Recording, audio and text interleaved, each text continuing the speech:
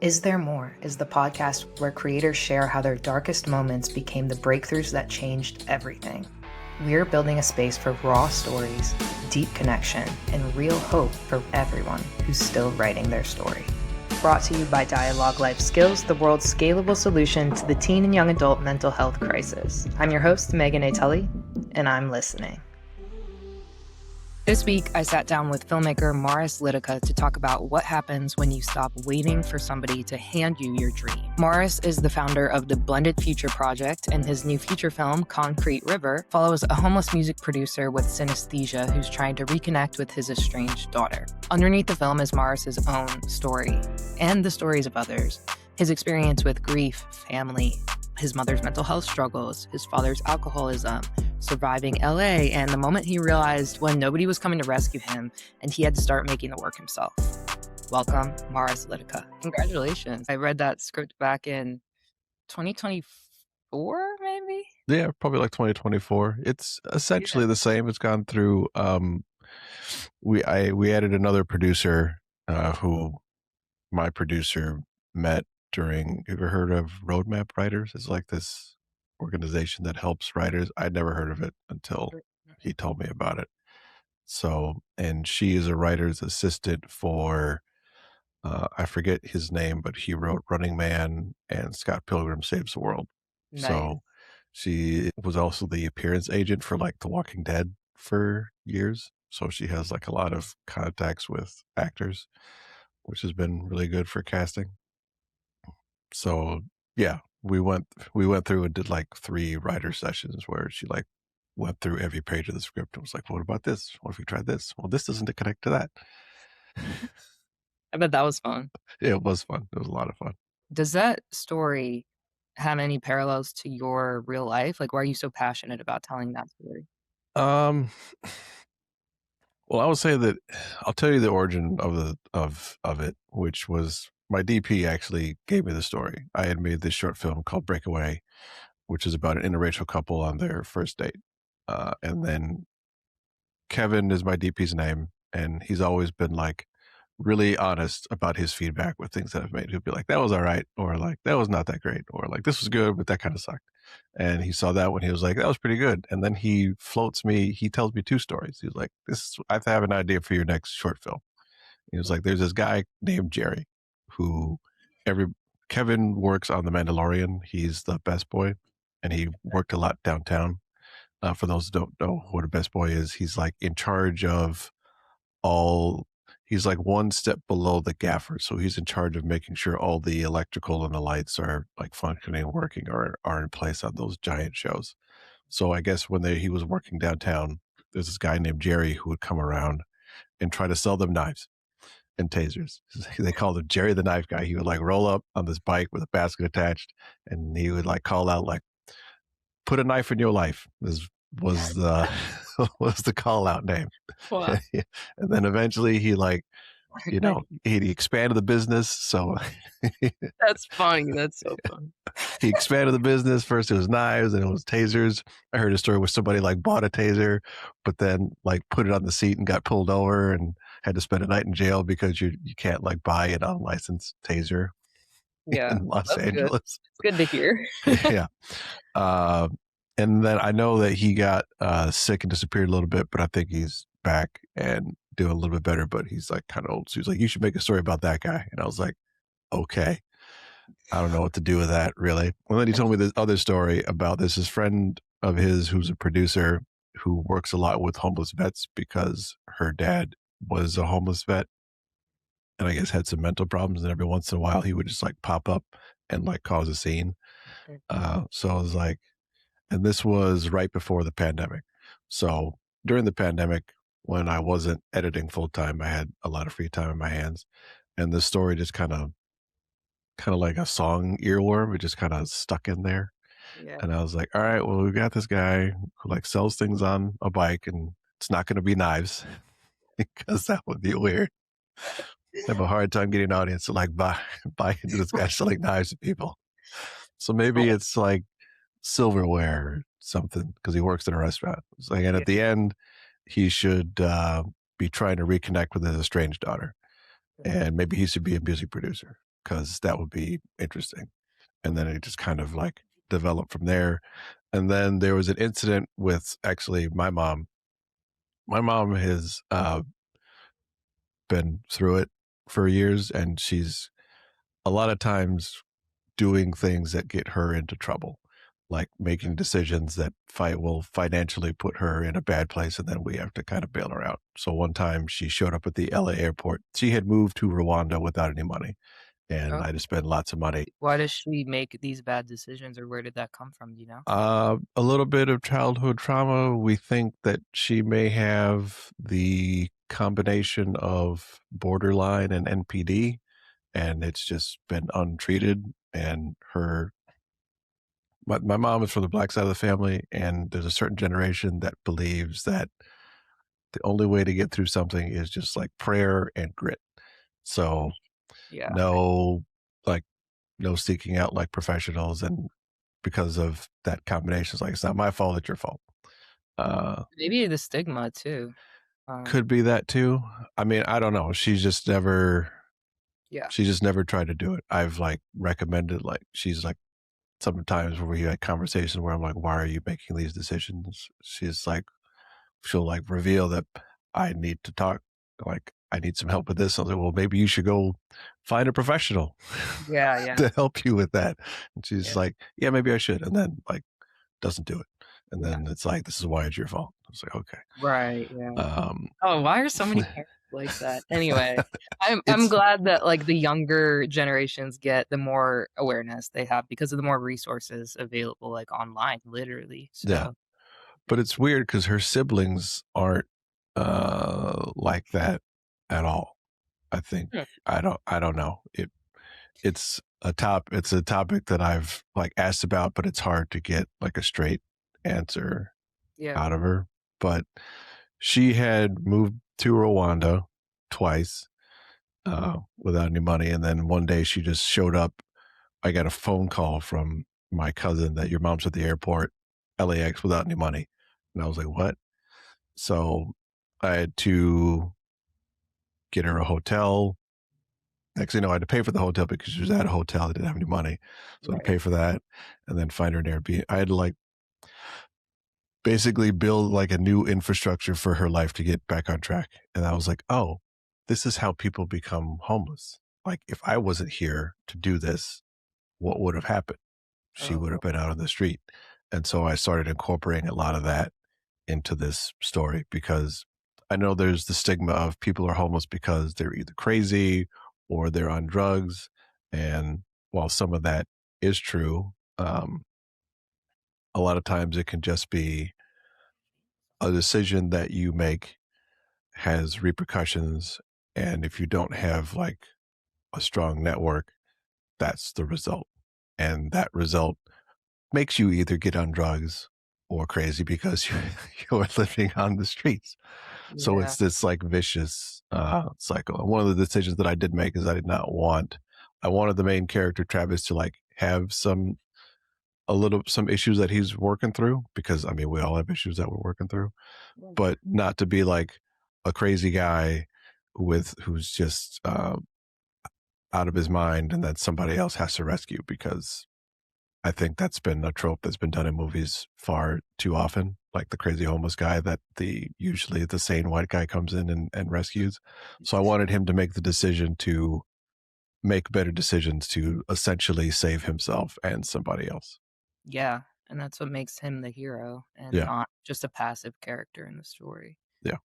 and what makes the audience wanna really fight for him, and I think it's cool that you chose that too, as, like sometimes it's, like, a certain, thing that the character is wanting to go for, like a relationship or a job or whatever, it's like a external thing, but the decision to make better decisions is a cool character arc to Yeah. explore, so I mean, there is like an external thing. He's trying to buy his daughter their birthday present. He's trying to get this little music player, and he's like, if I can finish our song and I can finish our album and I can give her this music player, then this will like fix everything. And then by Mm, the end of the movie, he realizes like, okay, this just giving somebody this thing was not going to fix everything. mm. I bet a lot of parents feel like that.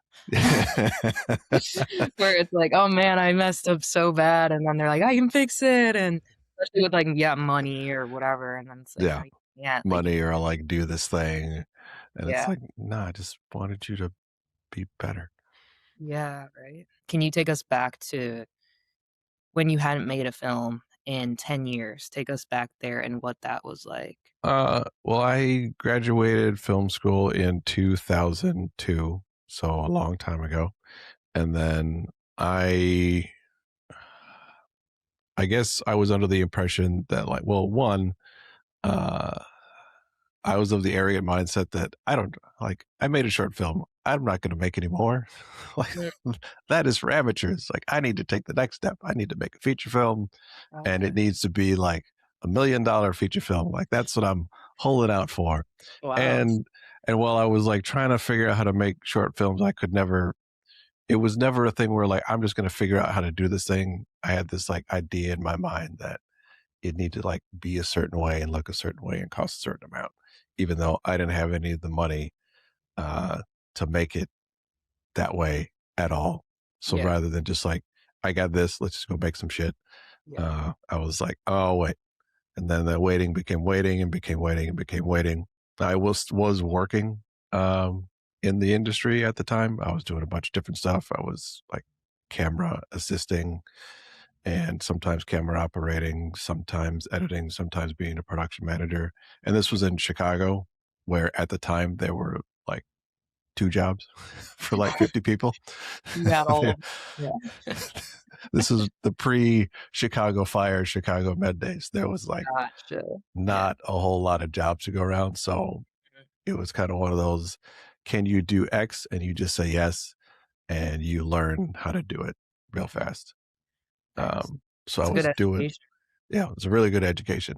Yeah. Uh, moving to LA was a whole other education, but I guess we'll get into that. Yeah. So yeah, I was just kind of waiting, and I thought that I needed to get either a certain amount of money or to get permission to make this feature film, Mm, essentially.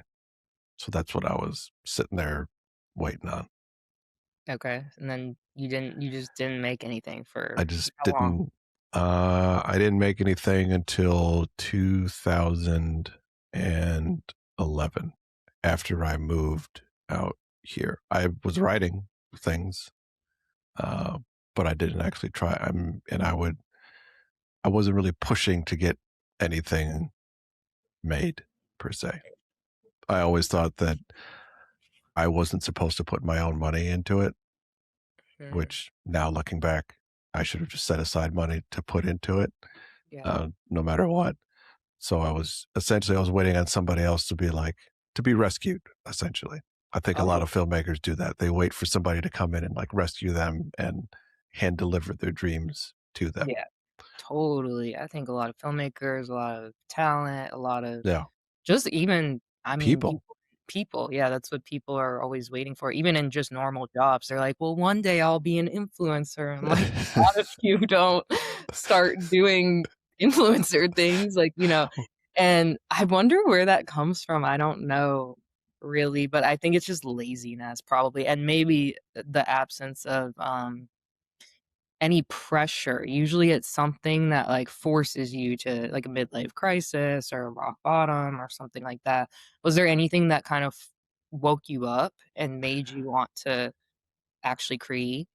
Well, I mean, one was when my dad died. My dad struggled with alcoholism since uh, we lived in Copenhagen when I was a teenager from age 13 to 18. And I guess during that time frame, he had developed an alcohol problem, which just got worse over time.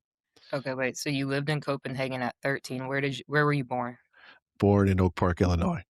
So the Oh, story behind Copenhagen is that my parents were getting divorced, and my mom just kind of like took off to go to Amsterdam with my sister. And she didn't tell my sister that they weren't coming back. She just said we're going on vacation. my god, that's so sad. And then my sister was 6 at the time. And then like a year later, she was in Copenhagen and was like, I'm going to stay here. Do you want to come? And I had realized that my dad was like having an affair at the same time he was getting divorced from my mom. So I was like kind of pissed off at him. Although in retrospect, now I kind of understand why.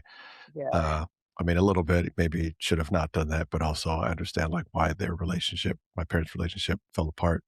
So I Yeah. was like, I'm pissed off at him and I get a chance to go live in a foreign country. Why not?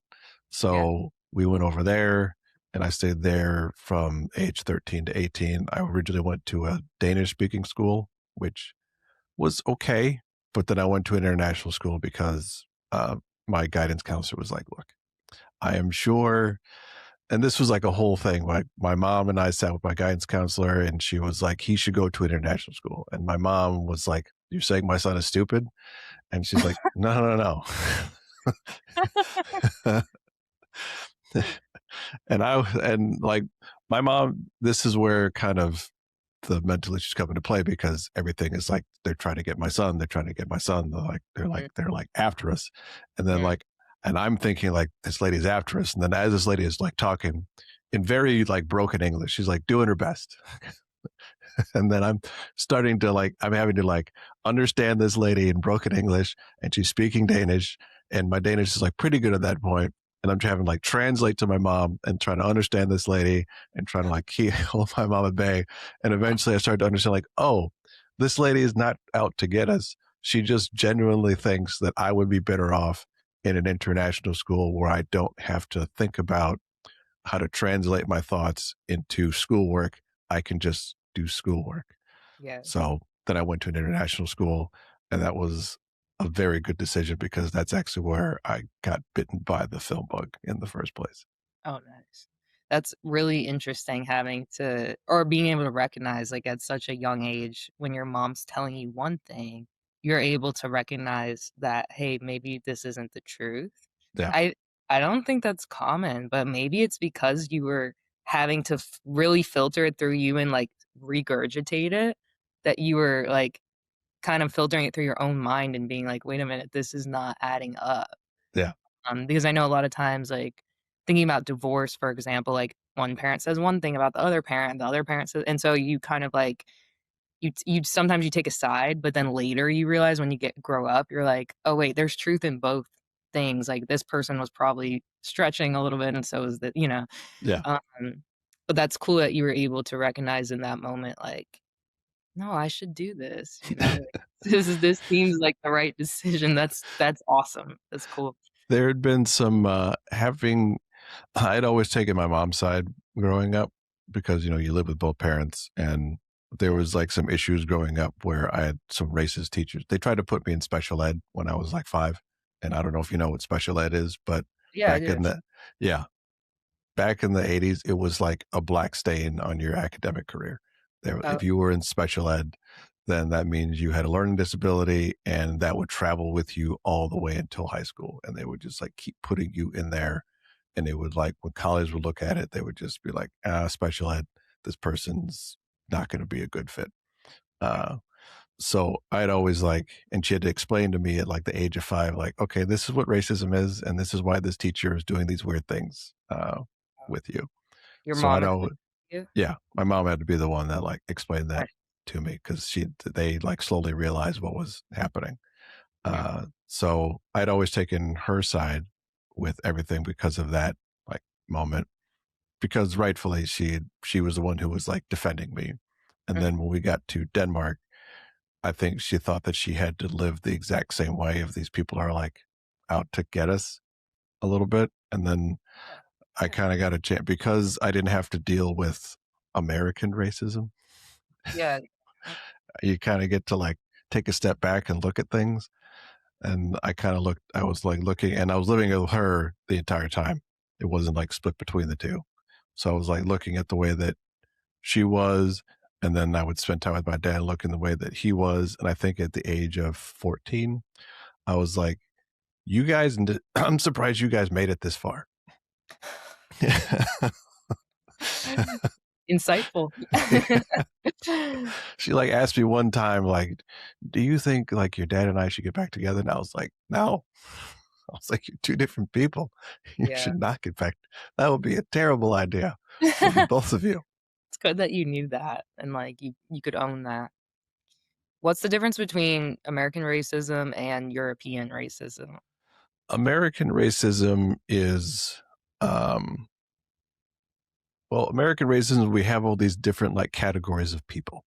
It's like genetically you are inferior to me, like because you are black, uh, you have these genetic dispositions, and it's almost like if the orcs and the elves in Lord of the Rings mated. That's kind of how American racism is. Wow. European racism is tied to cultural superiority. It's your dark skinned.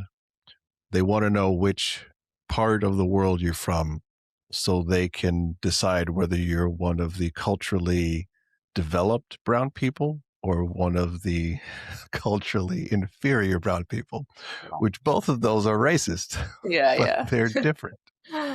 Interesting. Huh. Okay. I never knew that. Thank you for sharing that. So going back to your dad, you said he was struggling with alcoholism. Yeah. This was one of the reasons that you jumped into creating something. You said reason number 1. Reason number one, because when he died, on I was there's three of us. There's my younger sister and there's my older brother. I'm the middle child, so I'm the child that you call when you need something to get taken care of. Mm, So when he was sick, he called me to get everything squared away because he knew he was about to pass away. mm. And he like gave me the breakdown of like he had set aside like he had a life insurance policy and he had put some stocks away and he was like telling me how to like divvy it up to this person, and this person. And he was like, I want you to take this money and I want you to keep filmmaking. And I Wow. was like, okay. Wow. That's Which I kind of did, but kind of basically that money that was in 2007 when he passed away. And I didn't move out here until 2009 because I had a full-time job at the time. I was working at this company called Intersport, which we shot all of. It was like the first mobile video you could ever get on a phone. It was for Sprint, so we wow. had like music news and sports news. It was a big deal back in 2007, and For then real. Yeah. 2008, the financial crash happened. So that client was like, "We're going to pull back all this stuff," and half the company got laid off, and I was one of those people, and I was like, I do not want to do camera work in the snow anymore. Mm, So we should move to Los Angeles. Uh, and it was my now wife, then girlfriend at the time was like, okay. So that money that I had was used to get us out here. nice. And then some of it was used to make the first thing that I ever made. And like it was 2011. It was a sketch called Book of Biracial. It was about if your white friends are scared of inviting the black friend to the party, you could book a biracial friend to come instead. I think it costs like $500. Nice. Because I just That's knew a guy with a camera and I met a couple actors. Like, you want to do this thing over like a day? And they're like, sure. that's awesome. And relevant to who you are too. Yeah, exactly. So how did that go?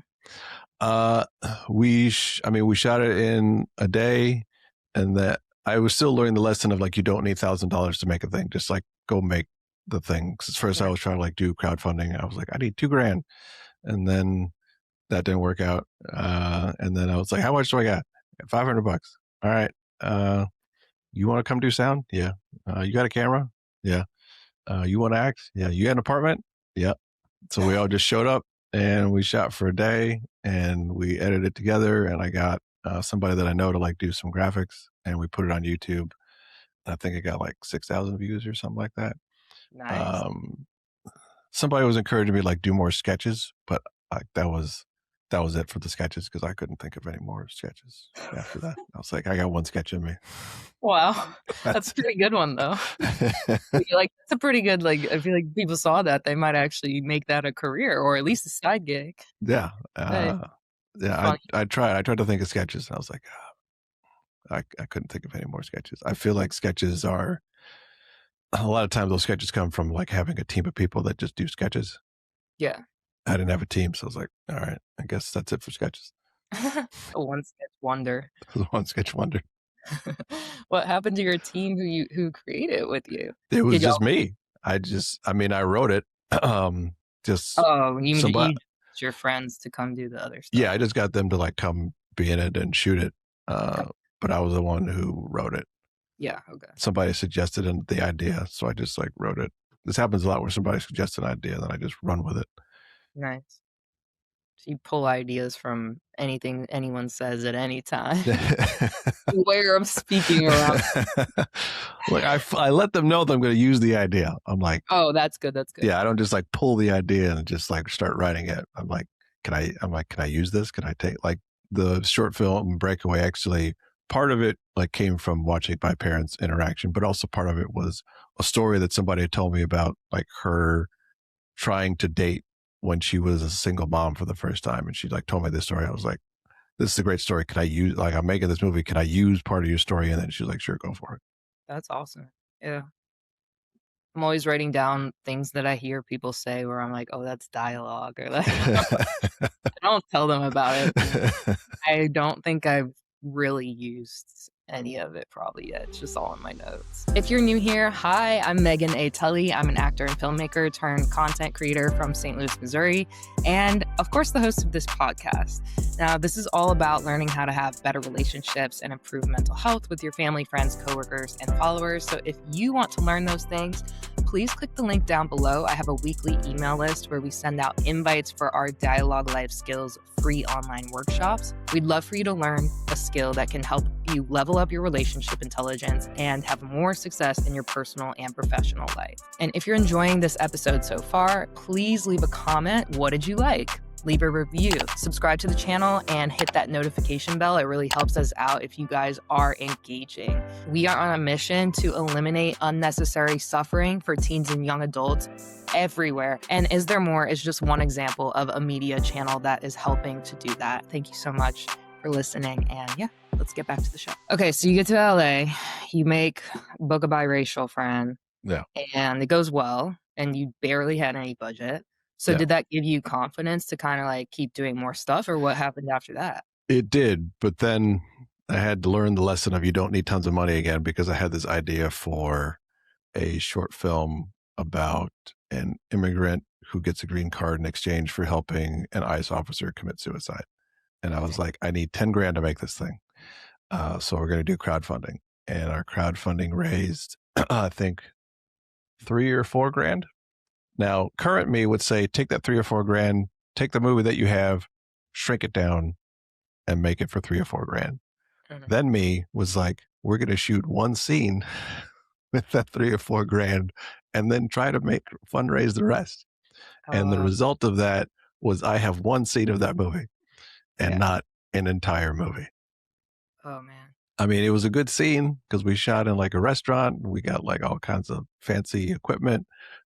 I showed it to people and they loved the short, but it was that thing which takes a while for filmmakers to unlearn, which is like making, and the industry was going through like at the time a radical shift, which has brought it to today, which Right. is like the old thing that you would do is you would make the short, you would put it through festivals, somebody would see it, you would have a feature art film already in hand, and you would try to meet somebody to get that feature made. Right. And it And was what is it today? just make the damn thing. Don't wait for somebody else to come in and like rescue you with either finances or distribution deal. Just figure out how to do essentially everything on your own. And if somebody comes along and is a partner, then great, but don't rely on them. It's there's this movement happening completely on Substack called the non-dependent movement, which is how can we make our work completely non-dependent of any institution or industry. It doesn't mean we throw those opportunities away or we think less of them. It's just like we know that the only way through is not essentially on our own, but building community with our audience and other filmmakers. So how do we do that as opposed to waiting for a slot an ever shrinking slot in an industry that is trying to figure its shit out. Yeah, really. Where does AI come into that mix, do you believe in? Because I've heard a lot about, like, solopreneurship or, like, is there, like, a solo filmmaker movement right now? I don't believe that exists. I don't know how you. Well, let me just get my thoughts about AI off the chest, Okay. because AI is like remixing. It can't really create anything new because it's just taking what is old, and I mean, it's a word predictor. That's essentially what it is. It's just giving you the most likely statistical output of whatever you tell it to do, which, if you look at the most likely, it's the average. So essentially, using it is making you average. Mm.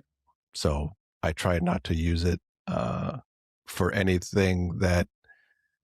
There's a great Substack called How Not to Use AI, and her interpretation is use it as a medium, not generating an output, which is using it to get what is the consensus of something and then go against that consensus. Because if you just use what it gives you, it is, though, probably like either the average or the worst thing that you can do. Wow. So that is my thoughts about AI. And I did an experiment where I asked Gemini repeatedly to tell me what it is and what I should use it for. And essentially it was like, yeah, I'm a statistical word calculator. And if you use me too much, you will erode your critical thinking and creative thinking. I also use a lot of like battery power and energy, and I'm making the environment worse. And my job is to keep you on this platform as long as possible and to erode your sense of individuality. I was like, okay, all Ooh, right. nice.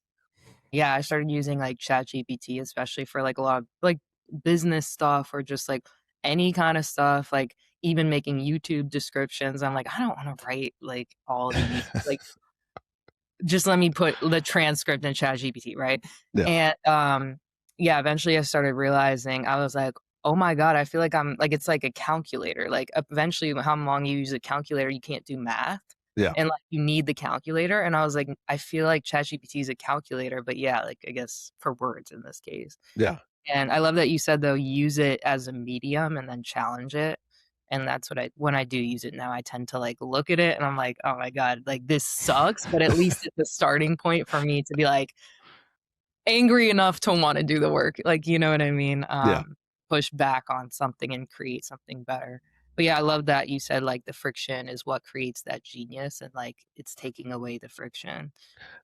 And some of that friction comes from working with other people, which is why I Exactly. don't think, I mean, even like a painter, although that's like a solo activity, eventually somebody's going to come in and look at that painting and And be give like, you an impression of it. And "Yeah, that's going to make you go back and like paint some more. Or a writer. Like if you're sitting there writing something, you're eventually going to give that to somebody and they're going to read it and they're going to give you an impression of it. And a lot of times, which is the thing that people don't want to do, which is go back and rewrite. People don't want to rewrite. That's what I've noticed from writing for so long, is that the writing is not the problem.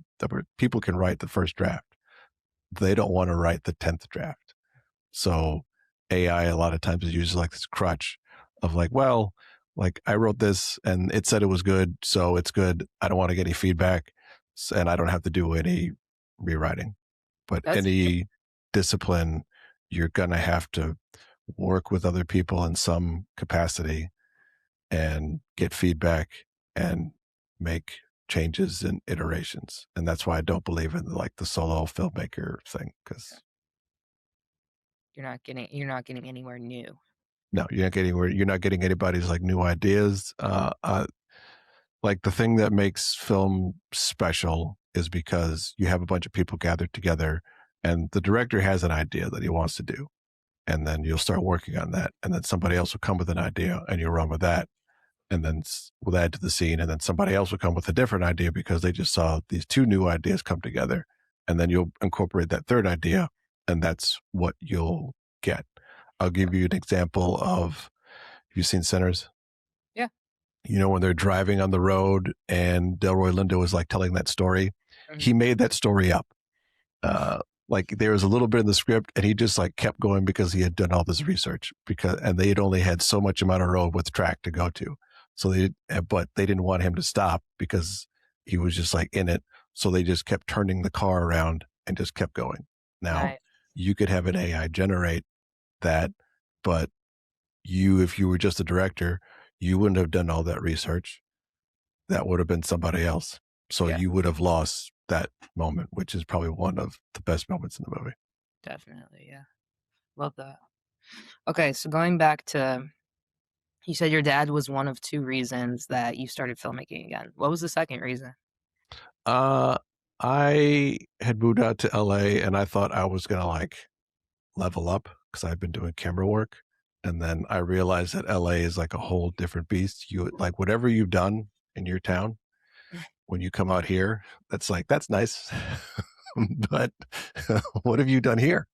Yeah. Because there's like a whole new set of standards. And like what was great there is like baseline here. So I kind of had to start over, and I had some jobs, but I had to like find other jobs to like survive.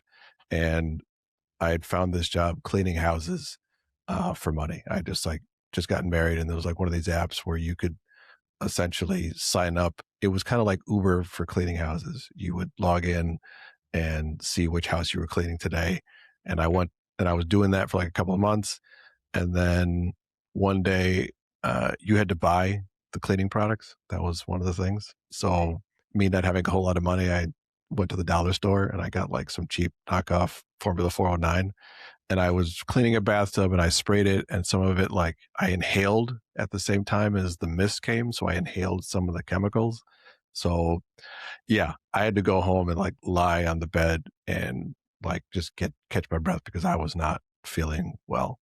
So I was kind of sitting there and I was like, well, if this is the way that life is now, I might as well just like start making stuff because this is pretty bad right here. Yeah. So, and I'm not going to get anywhere that I want to go by waiting for somebody to give me a job. So I might as well just like make something.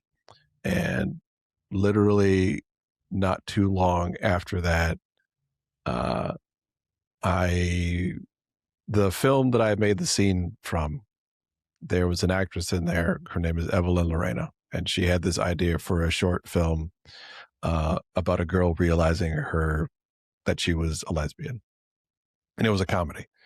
And they were like, can you shoot it? And I was like, well, I'm not the world's best EP, but I'm free, so I'll shoot it. And I put my producer hat on and I like help add some jokes. And so that film got into Outfest. Uh, and then that same team, we were like, let's make another movie. And then we made this movie called Sprout, which we were trying to get into this like contest that was run by the Gates Foundation about telling stories from people who are dealing with, I think it was something to do with climate change. I don't remember. It was like something to do with whatever the AIDS Foundation does. But the story was about a girl who's trying to grow food in Guatemala. And Evelyn picked me to direct it. The film was called Sprout, and it got into Cleveland International, and it had a really good festival run. And then I showed it to a guy who I had worked with in Chicago who was out here. And then he gave me like my first job as a production manager. And I have not really stopped working since making Oh, that movie. And that was because of that decision. While I'm sitting there on that bed, like not being able to breathe, I'm like, I just got to start like making stuff because nothing is happening, and I'm cleaning houses, and I'm gonna like suck in some chemicals and have a medical issue. So I got to like do something, and that was the something. wow. That's so crazy that you were literally you went to LA thinking, "I'm gonna level up." I'm like, I'm gonna. Ended I up mean, flat on the bed, just, yeah, like, gasping for air, and you were yeah. like, "Okay." Well, you know, asking even the question, like, what does level up even look like, I guess, because maybe you hadn't even thought about it. Because once you get to LA, it's a lot of survival going Yeah, on. it's a lot of. I thought that I was going to be like, because I had been doing a lot of camera work. I was like, I'm just going to keep doing that. Oh, I knew some people that worked in reality TV, so I guess I'm going to like be shooting reality TV, and they get paid a lot of money, so I'll be doing that. Right. And that did not happen. And some of that was I was probably still going through the grieving process because this was like a year and a half after my dad died. And I kind of did the thing that a lot of men do, which is like, just get back to work, just soldier on, Yeah. without taking that time. So the first couple of years in LA, I was kind of like, I had some work, but I was kind of like listless a little bit. Mhm. So do you feel like making that movie Sprout was, like, more was it kind of coming from a place of, like, survival, or, like, was it coming from a place of, like, inspiration more? It was coming definitely coming from a place of inspiration, because well, I had made that one short film and that had not worked out, uh, where we just made a scene, and I had shot But it. the actress from that was But the in. actress, So, I feel like it's interesting to see, yeah, how everything connects and how, like, making one decision, even if it's a bad decision, yeah, it still leads you somewhere, and, yeah, like, that I feel like you should never be afraid to just, like, make any decision. yeah, just make the decision and just, you can make the decisions with the best information that you have at the time and the best thinking at the time. And you can't go back and unmake the decision, and you never know, that decision leads to something else which you never would have had you not made that decision that didn't quote unquote work out. So I didn't get a movie, but I got a friend who essentially handed me, uh, an opportunity that kind of literally, the new movie is called Sprout, and I say it sprouted my career. Nice. Literally, yeah. Literally, I love it. because ever since making that movie, it was almost every single year after that I made something. And was this for you, or you made something with the production company you were working with? For Or both? sometimes with her, sometimes she was involved, sometimes just for me, but there was something would be made every Right. single year. That's amazing. What a turnaround. Yeah, I love it. So you were much happier after that. much happier after that because from that, I'm like, okay, I can start to build like a portfolio of work and I can show people, because before then it was like, I'm a director. What have you done? This thing that I made in college back in 2002. Right, yeah. It's like, but I'm good at it. Yeah. Trust me. And what else? And what else? Yeah, And ever since then, I was like, well, what have you done? It's like, here, here, here, here, here, here, here, here, here. yeah, And then you start to like figure out, okay, what, like, I want to do this. So I had to learn how to edit, or not. I didn't have to learn how to edit. I had to edit the movie. I had learned how to edit back in college, but I was like, editing is not, and especially like motion graphics. I was like, that's not a thing for me. That's not going to happen. But then when either a rent is due or you have this film you need to finish, you're like, I guess we're going to figure out how to do this now. yeah. Yeah. I love that. I still haven't got into motion graphics because 'cause I'm just like there's some things I'm just like, I'm not good at graphic design, like, at all. There's like, I can do Photoshop and, like, I know how to do a bunch of stuff, but with that, I'm like, I kind of just know I'm not good at it. So I'm like, I don't even wanna do it because it's just gonna suck, and, like, yeah, I do not I don't know why, I suck at it, but, I said the it's same thing. exactly, I was yeah, like, no, I was like, that's not a thing for me. No. yeah. I And think I then when said somebody about was it, like, you that's need to learn how to do this in order to like get paid. And I was like, get more oh, money. I guess we're going to learn how to do this now. Yeah, because the editors who edit and do motion graphics are like, I think you'll never not be working on something. Yeah. Because those are now the people that I call on is like, if you can edit and you can also do motion graphics, it's like, yes. But if you only do one or the other, it's kind of like, well, now I have to pay two people to do, it's like it Yeah. becomes more of a but, which sucks. But Yeah. the state of everything, it's like the more skills you have, the better kind of thing.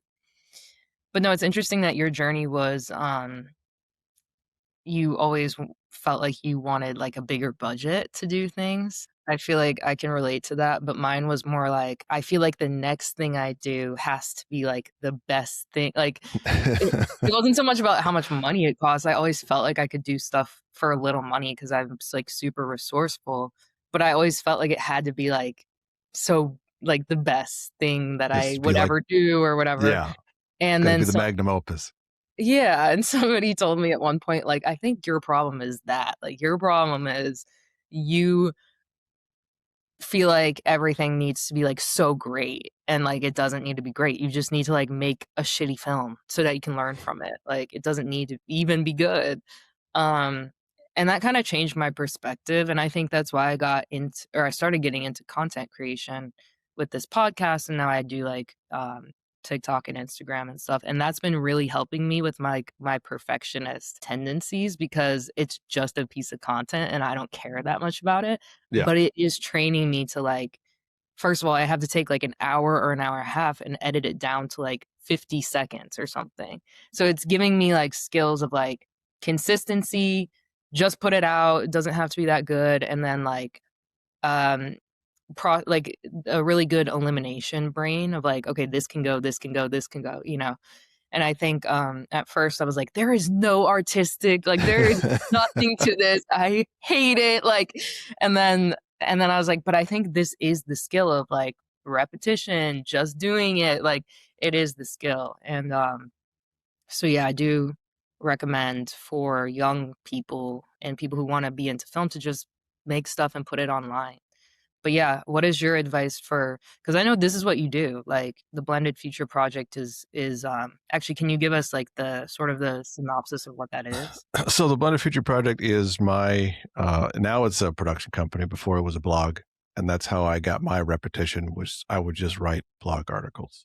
Like Nice. I would just put out one every week and a newsletter that was about what it's like to be mixed. Like what was my experience being mixed in America, and what it was like being living in a foreign country, which the two are very much they're almost the same. Mm, And I would just do that. And then eventually that same friend who I made that movie with, Evelyn, she mm, got this grant from Netflix to make a short film.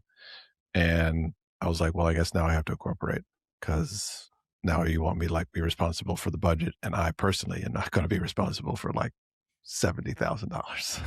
It's yeah, not a thing that's going to happen. And then ever since that decision, again, something has been made. I've gotten a chance to connect with other filmmakers. Some are mixed, some are not. And now it seems like every year there's at least one or two shorts that are coming out mm. since 2022. Within the Blended Future Project? Yeah. Are you a part of every single one of them, or is it just people in the network? I'm a part of it. I'm the producer of it. If I produce it, then it's a Blended Future project. Got So it gets that label attached to it. Right now, it's mainly just like me.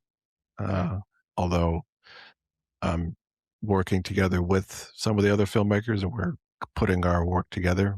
I started a membership oh, cool. online, so would everybody will be able to like see the work that we've done, but we'll also be putting up like how we made these things Nice, and what nice. lessons that you can learn, because I think that's the important part. Uh, but what I've come out of with all the experiences that I've had, I've realized that just making the movie is not enough. You need to build an ecosystem around your work. So what the Blended Future Project does is we make films and we make media, but we build an ecosystem around that media. I call it the signature media ecosystem, which is if, let's say there's a theory that you need 7 hours before somebody decides whether they like you or not. They need 7 hours. They need to see you for a total of 7 hours across 11 different interactions in 4 different places. 7 hours? I thought it was 7 touch points. 11 touch points, 7 hours, 4 different places. That's a There's, lot of it's a hours. lot of hours. So if you think about it, let's say take a feature film that's 90 minutes. Right, it's You've got nuts. more hours to do. So how can you build that trust? Well, yes, you can do social media. That's one thing, but that's a lot of, and that's a minute. So that's a lot of more hours you have to do. Mhm, So what I recommend, and this is what we've done with a lot of our films, which we make what I call our entry points, which are related pieces of artwork that connect to the movie that people can consume.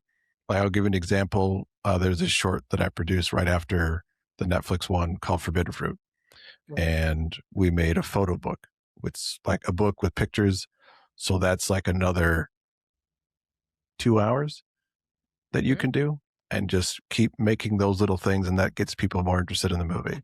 And movies, I always say, either stir up questions in the audience or they stir up emotions. And unfortunately, what we do with people is we just kind of abandon them. We're like, yeah, I made you feel this thing, and now you have these questions, and good luck figuring it out.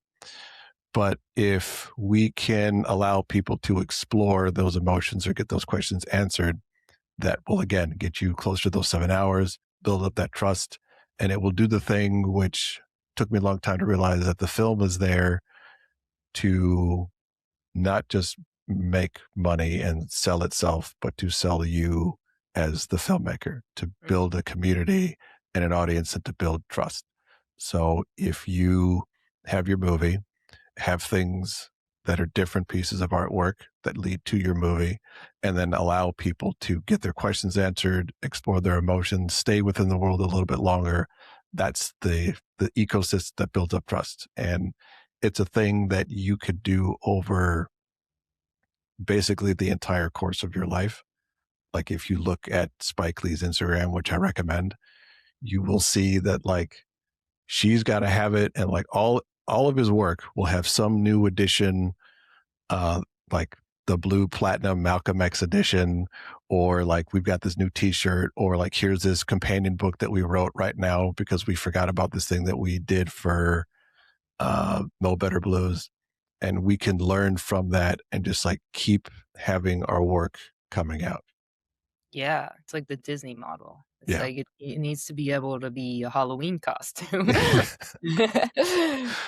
Or just like a lot of That's times we think like a movie comes out and you do your festival run, and you try to get a stream platform, and then or you try to get into theaters, and if that doesn't work, then that's it. And it goes on a shelf and it's never heard from ever again. mm, Whereas what's kind of, I realize, because this is what's happened, is like somebody will see it and is like, can I screen that? It's like, oh, you mean that thing that I made like 10 years ago? You want that? Like that's old. But it's not, because it doesn't have an end. Like think of the movies that inspired you. Some of them were old. mm, Some of them were like 20, 30 years old when you first saw them. So if those movies can have an effect on you, why can't your movie still have an effect on an audience years and years and years down the line? Now you yeah, have so to like, I think of it in like seasons. Like there's a spring season where you're teasing the movie. There's like a summer season where you're like doing shit in person. There's like the fall season where it's starting to die down. But there also has to be like a rest period where you're not really pushing it, but you're figuring out, okay, which audience can I bring it to, that who were kind of interested, but I didn't really engage with, and maybe use that time period to engage with them or do more research. But then you can bring it back again. thinking of it in the long term Yeah. versus the short term. Also, yeah, that's a question I wanted to ask you too, because you obviously, I don't know if you were always like this, but you obviously have such a long-term kind of thought trajectory. What advice would you have for somebody who's, like, caught in that rat race of, like, gig to gig work in Hollywood and, kinda knows they're screwed at a certain point, um, and wants to make a change and start thinking long term, but they don't have any, like, experience doing that? What advice would you give them? Well, first, I would just write down where you want to be in like a decade from now. That's just like a simple exercise you can do. Like, because we get caught up in, and then like, think about what you want your life to look like one decade from now. Like, what are the things you want to accomplish? What are the things you want to be doing? That's the most important part. Like, what are the things you want to be like actively doing? Because we get caught up in like, what are the prizes that we want to win? And we can't guarantee that we're going to win those prizes, but we can guarantee that if we start taking steps, we can be doing a certain thing. So what is the thing that you want to be doing? What does your day to day look like a decade from now? And then what are the things that you can do now to set yourself up for that life that you want a decade from now? And I think if you start thinking about what are the activities that I want to be doing, that helps you get into that longer term thinking. Because if you're like, okay, I want to be making movies consistently. So what are the things that I can do now to prepare myself for that life. If you need to get your credit together, what are the things that I can do now to get your credit together? Mhm. That's Good. what I would say to focus on. Yeah, so it's almost like thinking of going short term and thinking of, like, the day-to-day life that you actually want 10 years from now, Yeah, instead of thinking about a goal or an accolade or, like, a title you want. It's like, no, yeah, what do you want your life to look like? And yeah, then sort of walk backwards and take the first step towards getting there. Did I get that? yep, exactly. Is there more to that? Um, Obviously, make yourself a plan, but also don't get fixated on that you have to be doing those things. Everything in your plan has to be malleable because life is going to throw all kinds of wrenches in your way. And you have to be able to move with all of that. Mm, nice. So make a plan, but don't hold on too tightly to Don't it. hold on too tightly. The plan has to be flexible. You have to be flexible with your plan. Nice. Be water. Be water. Ex- I love it. exactly. But also, I would recommend look at what your life was like 10 years prior and what you were doing. Something that I've gotten to the habit of doing is taking a look at all the work that I've done over the past decade, figuring out, like, okay, what did I do on this? What did I learn? What could I have done better? What was the outcome of that? What, like, skills did I learn from that? And then it'll start to, like, build some confidence that, hopefully life has changed, because there's probably, like, a thing you do now that you didn't know how to do 10 years ago. Mm, And if you just repeat that same thinking and process for another 10 years, then you can look back and be like, oh yeah, I did some stuff. yeah. Heck yeah, that's really smart. I actually heard Quentin Tarantino say that in an interview one time that I think it was, like, once every I don't know if it was every year or every 5 years, I forget the timeline, but he would just, like, get really pissed and stay up all night and, like, write down every single thing, like, he did wrong the past 10 years or whatever, and then, like, fix it basically, to, like, get his life together. But, which is Maybe great. have less judgment on On it, yeah. yourself. No, but I love looking at the positive things because I just did this thing, it's called a visual bio, and it's basically, like, starting from birth or even before birth, like, with your grandparents and then your parents, like, what did they do? And then when you were born and kind of showing all your wins, no matter how small or big, and putting that, like, on a timeline from your inception and conception until, whatever, until the present day. And I tried to do it like, many, many years ago, but all I could think of was, like, negative things that had happened to me, and so now I just did it, like, a couple weeks ago, and I actually completed it, and I looked back at my whole life, and I was like, "Oh my god, like, I'm so dope." Like, "I did all this stuff, like, that's so cool." But, I love that advice, yeah, because now having that visual whenever I'm feeling like I don't know what I'm doing or I'm down, I can always look at that and be like, I have had success, so I can have more success, you know, Yeah. it's And the thing that you don't know how to do now, I'm sure there was a thing that you do now that you didn't know how to do before. totally. So you can just learn this thing that you don't know how to do. Exactly, exactly. Okay, so tell me this, so you said you're married, right? Yeah.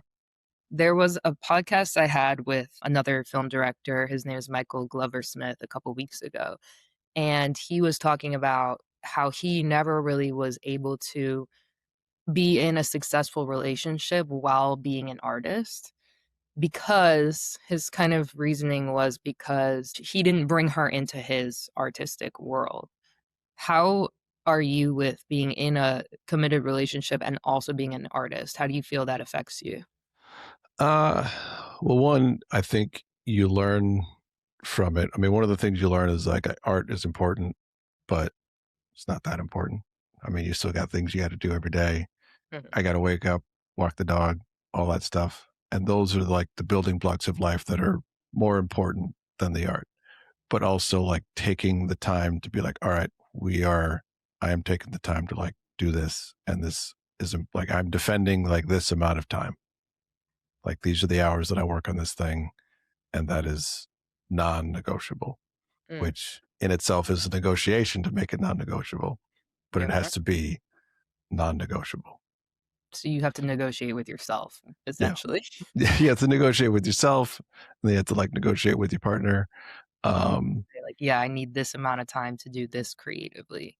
Yeah. When did And you start to realize that? uh that's a very good question. I think when I was making that film Sprout, because I mean, we made it for $2,000, I think, maybe like 2 or 3 grand, because we did like some crowdfunding. We were like, well, we have this much. So how do we make this for this much? And it just, at the time, it's like you're making this $3,000 movie. Like, what Yeah, is that going to do? And then you just have to be like, I don't know what it's going to do, but like, yeah, I have no idea what the outcome is going to be, but it's important. So I'm going to defend this amount of time. I'm going to commit this amount of time to working on it. nice. You kind of have to be able to like block all of the outside world out, Mm, because you're going to get, and even not necessarily from your spouse, it's going to be from somebody. It's like, well, why are you working on that? Or like, what is that going to do?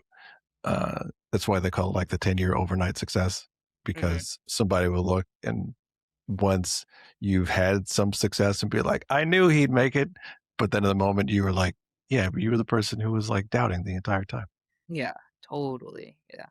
Okay, wow, love that. So carving out that creative time for yourself and sticking to kinda like your word and what you know that you need, even when everybody on the outside or whoever, people on the outside could be questioning you, you have to be, like, strong and not questioning yourself. Yeah. And I find it helps for me to like I build like a, again, malleable, but a schedule.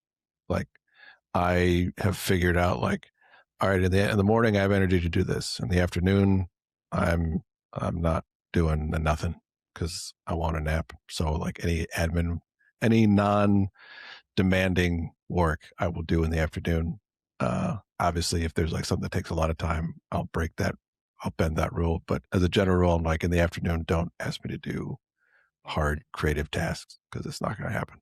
right, And then at night, like my energy like picks back up again. So I'll do a lot of editing and writing at night also, because that's just when my brain wakes back up. So having that schedule and knowing like I'm doing this at this time, this at this time, this at this time, this at this time. But again, keeping it flexible because life happens, yeah, uh, really helps me, because then I can say like, nope, I'm doing this from this time to this time. So mm, cool. What advice would you give to your 16, 17, 18-year-old self? I would think long term. That's the Good one. advice. That's the advice that I would Good. give to myself. Nice. Um, and you don't need anybody else's approval to do the things that you want to do. Completion is better than perfection. Nice. That's great. Thank you so much for coming on. I'm excited to see where Concrete River goes, and I'm excited to hear about the filming process this fall and kind of see that whole thing come to life. What did you end on for that budget, or are you still raising I ca mean, we're still raising a little bit. We have enough, I think, to go into production. We may do some crowdfunding before. I got to talk to my producers about it, because not necessarily because we like need the money, but I think it would be great to do just for community building and excitement. That's Uh, a good idea. that is one of the things that I've I've gotten less precious around like sharing the process of it while I'm making it, because I know people say like it's gonna dilute the story. It's like, well, I don't have a marketing machine behind me, so I Yeah, gotta just keep building up the excitement. And people have the memories of Goldfish right now, so yeah, yeah, they're yeah. not gonna remember They're that not post that I made. well, and that's I think what you were talking about is, like, building that 7 hours, like, you wanna have it before you even get to the movie, so Yeah, are you yeah, are you I know you have a podcast. What are you sharing right now about I have been writing. So everybody go to my Substack, marislidaka.substack.com. I've been writing about the making of this movie for 3 to 4 months now, since last year. and I will continue to like write about it, sharing what I can, sharing about the process of fundraising, finding the actors, even like the shots that I'm picking. Actually, I have to start doing storyboards because I'm meeting with my DP on Monday, and I haven't done storyboards in a while, but I remember I used to always like drawing out storyboards, so I'll probably be like sharing that. So I share a lot over there, and I will give people like a sneak peek into my like system, which is Amazing. I write the newsletter. That becomes like the script for a YouTube video, which is where the podcast comes from. That is the audio that I take from the YouTube. And then all of that becomes pieces that I can share on different platforms, which is usually just like Instagram and LinkedIn, because I'm not trying to be everywhere because I'm a solo operator. So I Yeah. got to pick my platforms. Okay, so you guys go check out blendedfutureproject.com. I'll put the link in the description below, and subscribe to Maris on Substack. I'll also link his Substack below. It was so good to see you and good talking to you. And yeah, we'll need to do a part 2 whenever we get through the filming process of Concrete River. I don't know about you, but I'm excited to create things for like 0 budget using my iPhone. And I'm talking narrative things. I've already been doing social media series. I've seen so many people start to make micro dramas or just verticals and just post them on socials. So if you guys want to be a part of a group of people who's doing that, follow me at Is There More World on Instagram, or my personal is at Megan A Tully. Send me a DM and let's connect, because I'm looking for artists of all kinds to connect and create with. That was super talented and driven filmmaker, writer, director, Maris Lidaka. I'm your host, Megan A Tully, and this has been Is There More? Thanks for listening.